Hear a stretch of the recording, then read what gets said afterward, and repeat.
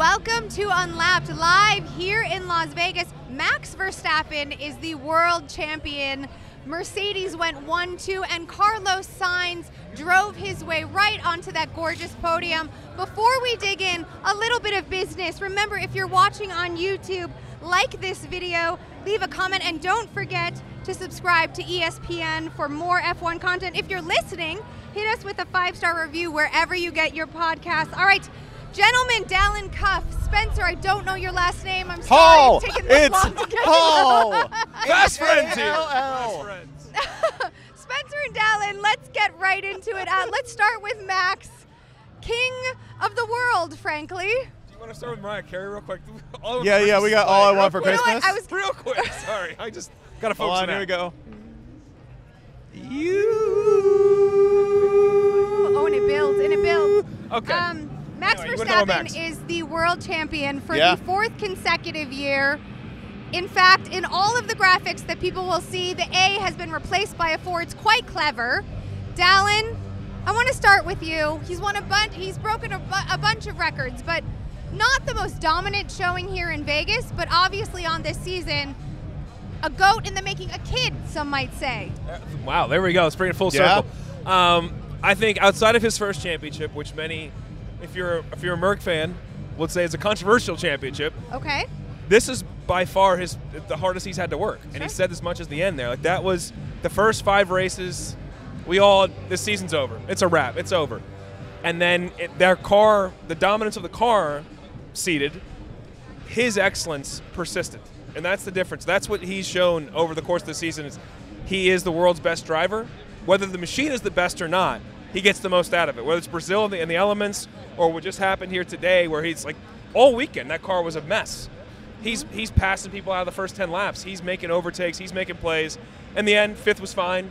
As his engineer said, as GP said, we're running our race. Can you not get in a wreck? Yeah. You're ahead of Lando. It's Let him over. go. Let him go. He showed his complete package today, I think, with how good he is over the course of this 50 laps. And that's why he's a champion. Only the 6th driver in the history of Formula One to have 4 consecutive championships. Spencer, you're shaking your head because Yeah. it's such an incredible feat. It's so cool. Like I would love to give you flowery words about this, but it's just awesome to see somebody perform this well. And especially this year where I think if you were used to Robot Max, if you were used to the Great Yeah. White Shark, if you were used to cold-blooded Max Verstappen, this year you got to see our boy sweat a little bit. You got Yeah. to see him put in some real sweat equity in terms of overcoming the baffling and sometimes bizarre internal politics of his team. He had to fight off the improvement of teams like McLaren and Ferrari, who were at his heels constantly. And to see that, I think this 4th championship, if you were to go, what makes it different, right? There's 2 things that make it different. With the 4th, we really start to talk about him in the echelon of like your Fangios. You start to talk about him, with your Sennas. You start to talk about him with your Schumachers. Prost. Prost. He's there. It's not a matter of hypotheticals at this point.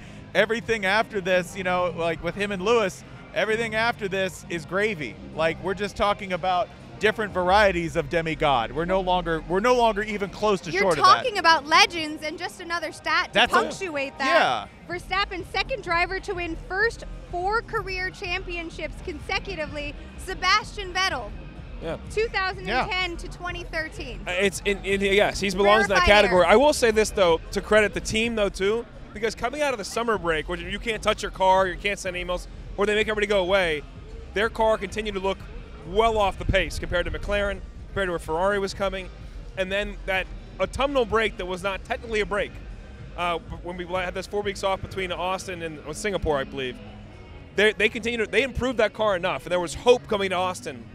Could they make a stand and stem the tide and be getting together the other way? And that's what he did there. He cruised to that sprint race. He was sprint qualifying. He owned the sprint race. There was a little controversy in the race, obviously, but he did his job enough in the GP to take care of business and maintain a big enough lead, and then he turned the tide of that race back in his favor, stopped the McLaren momentum.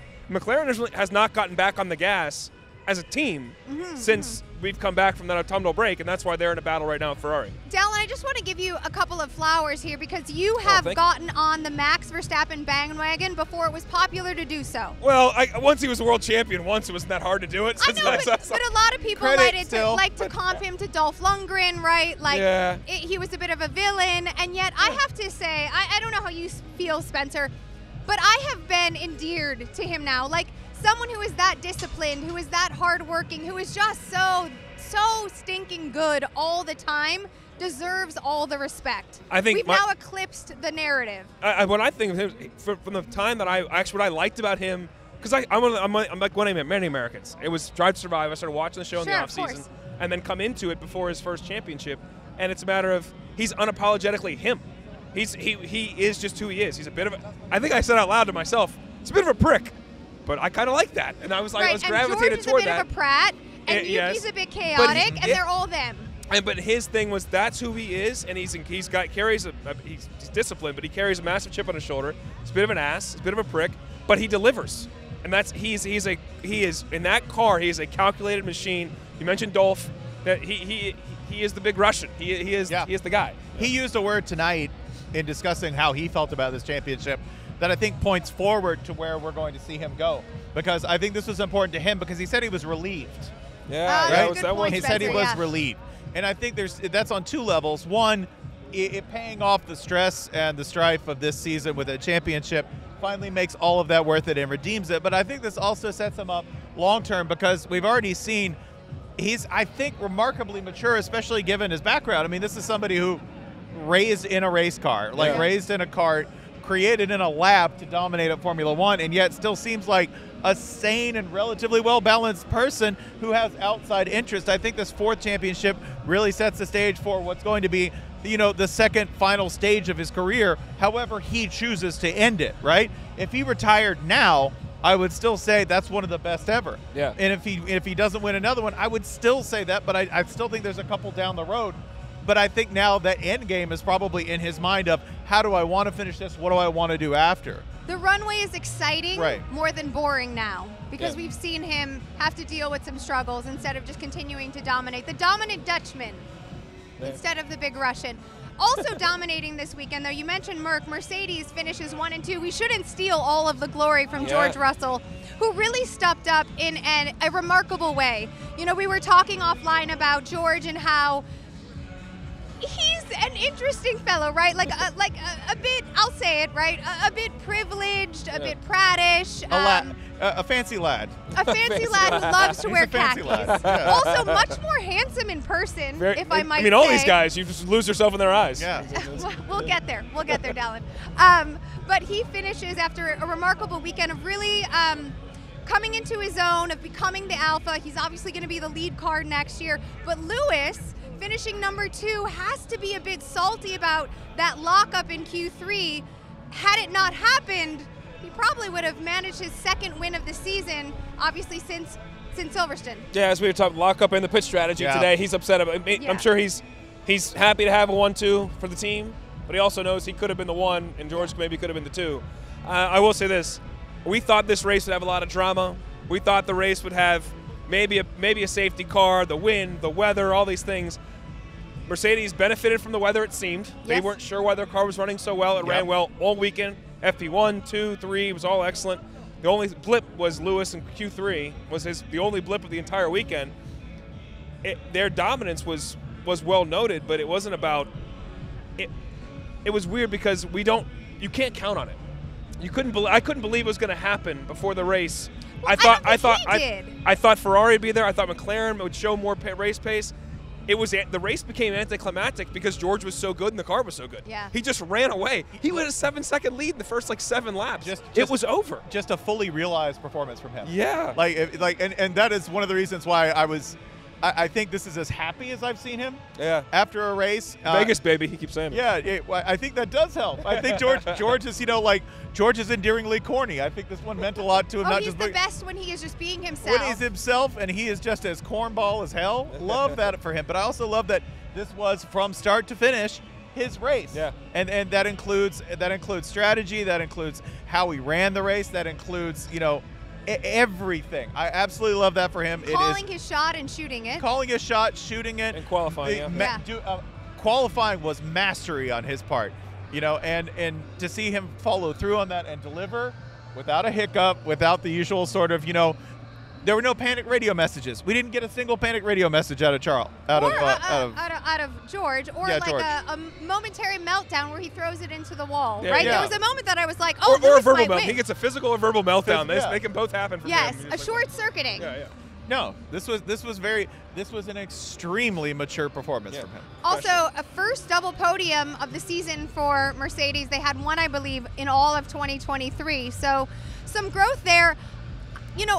If you were Toto Wolff, what were you thinking, Spencer? And I would like an accent, if you can do it at this hour. If I could think, I'd be like, I'm very proud of George. I'm very excited to see where he's taking everybody.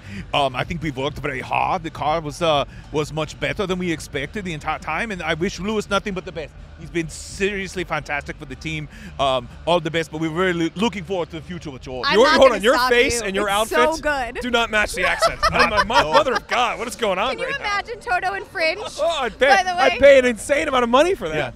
Yeah. It would be It's incredible. flair. It's Western flair. You need Western flair for Western us. flair. Am I just doing Arnold? Maybe, but it works It for doesn't Toto. matter. It's It's well Austrian. done. It's Austrian It's and well it done. works. So the Constructors' Championship gets even closer now, just 24 points separating McLaren and Ferrari. Obviously, we mentioned Carlos Sainz getting on the podium, but not the race that Ferrari certainly wanted to have or that any of us anticipated them having. Yes, I thought Ferrari double podium was not a lock, but it was highly close. likely that Where the was that odds were there. where was that straight line speed, man? I It thought was we. not there. I really thought. Well, granted, Lewis did say around lap 20, "Man, they're so fast in the Yeah. straight." Yeah, and you're as right. as our boy Zach, the producer, pointed out, he goes, "Look at the numbers. Lewis had the fastest straight line speed as he was complaining about Ferrari's straight line speed, which was very bizarre."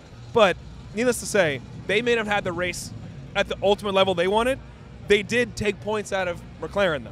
That was the big win. Them passing Max, both of them, to get more points and take more points out of McLaren was their ultimate goal here. So, like, it may have not been ideal, but it was pretty damn good when you look at it, though.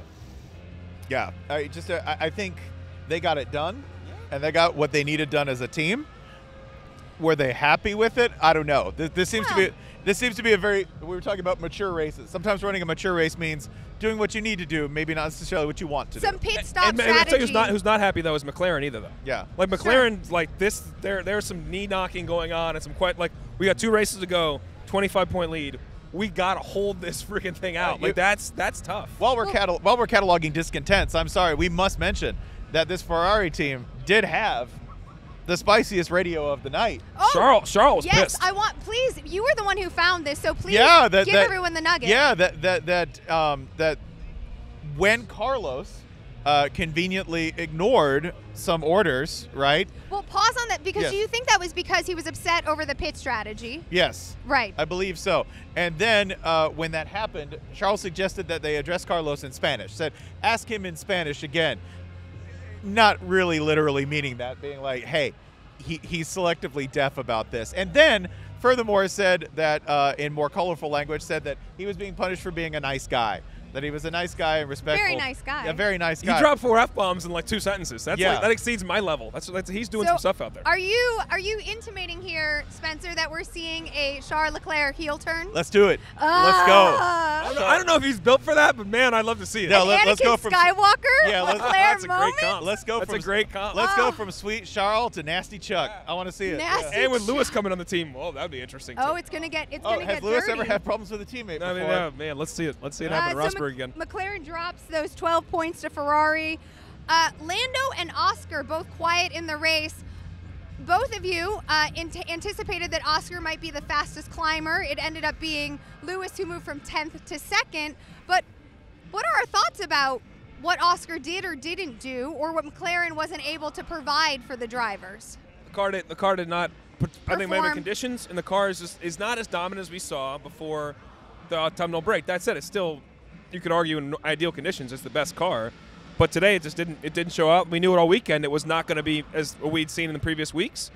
Question is, could they squeeze more out of it? I just believe in their race pace. I believe obviously in their strategy and their drivers. So I thought we'd see a better performance, but we did not. And you knew it kind of within the first like 7 or 8 laps. There were early pit stops really in there. quiet. It was a wrap. I mean, it was underwhelming. It was an underwhelming performance from McLaren. All right.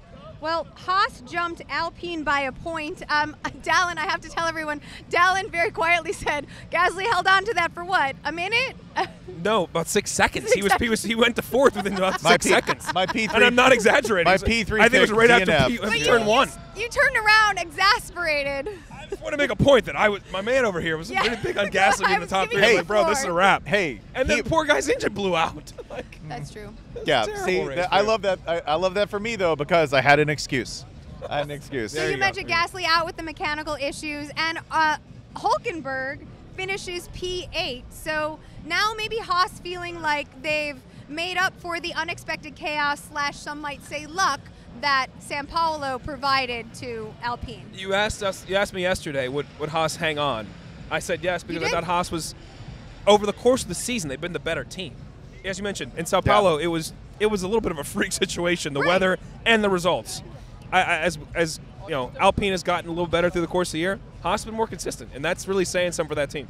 Yeah, the most consistent of the second tier by far, and that was again true. Hülkenberg, low key, like if you want to go like your low key MVP this year, dude has been nothing but consistent. Always running about 9, 10, somewhere around there in a team that has no business running 9th or 10th. So immense respect to him and what Haas has managed to do on a shoestring. Spencer, I kind of, after that Toto Wolff impersonation, want to ask you to do a Gunther Steiner impersonation. I can't because we're the on. Same? Well, they're the it's same. digital. You can drop as many F-bombs as you want, I could drop as bro. many, yeah. There's no FCC violations. You I mean, fire of course away. he's no longer with the team, but He is no longer with the team, which probably would go ahead and encourage him to drop even more F-bombs. Even more. Dalen, who's your driver of the day? Got to be Lewis, right? Yeah. You go from 10 to 2, and if you didn't have maybe some questionable pitch situation there, maybe you win this race. So he, at 41 years old, shout out to the 41-year-olds out there, he's showing what you can do at 41. Very impressive. I'm going to go ahead and pay it off. Like, he got pole. We've seen him do it before, but we haven't seen him deliver like this with this degree of dominance. George Russell, man. Just like, I know you're picking the guy who finished first. Yeah, but he's qualified first. He owned it, though. You're right. He owned it. Dominated it, right? Man-sized performance. Held it the entire race. He made it unentertaining for us. Yeah. Like it was. He was up with 22 seconds at one. Like it was killing people. I'm surprised that I've not heard either of you mention Yuki, who did not finish in 7th, which is where he started, but did hold on to finish inside the points. Yep. And that was certainly a climb. I think he finished 7th. We said in the pre-show, like 3 times all season he finished 7th in Brazil. Obviously the rain and the weather had a lot to do with the chaos that ensued and allowed him to finish there. But here in Vegas, finishing 8th after starting at 7th, a nice showing for V-Carb. He wasn't lucky 7, but he was crazy 8 because he did. Oh, he really? did destroy a sign. Yes. Yes, he destroyed a sign in the pits, the speed limit sign, on brand, I believe, which is deeply on brand for Yuki. Very proud of him. When asked about it post-race, he said, and I quote, "I shit my pants." Oh my God, I love it.